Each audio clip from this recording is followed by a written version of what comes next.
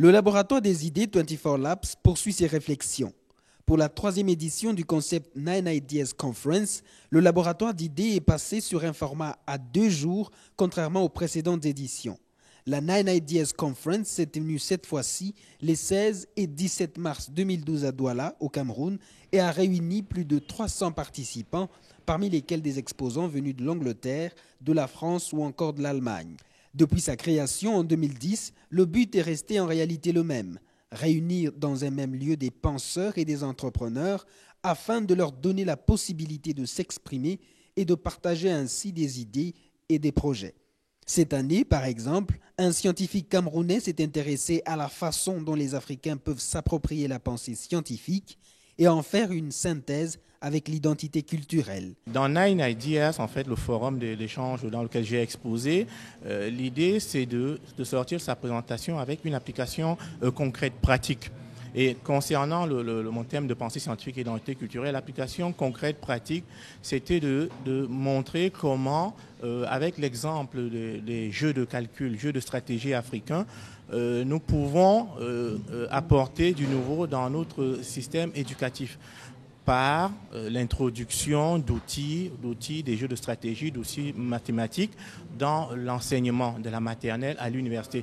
L'analyste Steve Amara, lui, a choisi de présenter de façon chiffrée les opportunités que l'agriculture africaine peut offrir aux jeunes dans les prochaines années. Actuellement, en Afrique subsaharienne, on a un extra 800 millions d'hectares de terres disponibles qui pourraient être cultivées, donc de terres cultivables. La deuxième chose, c'est que l'Afrique présente sur les 10 prochaines années une opportunité d'investissement de l'ordre de 1000 milliards de dollars.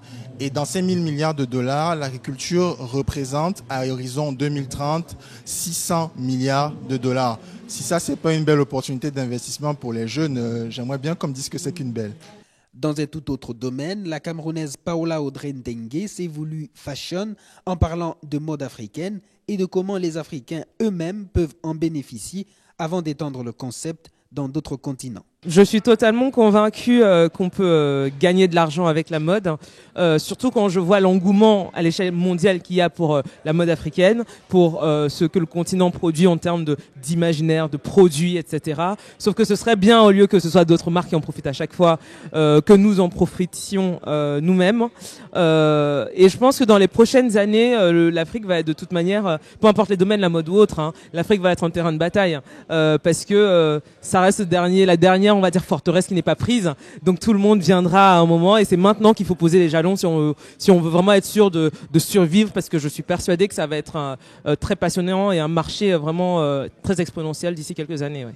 Dans quelques années justement, 24 Labs compte lancer une maison d'édition autour du concept 9 Ideas Conference. Des gens pourront alors écrire sur leurs divers projets. En 60 pages environ, ils pourront exposer leurs idées. Mais il ne s'agira pas seulement d'idées d'entreprise, selon Joël Lépais, le promoteur du concept. Les gens pourront aussi partager leurs idées touchant directement la société.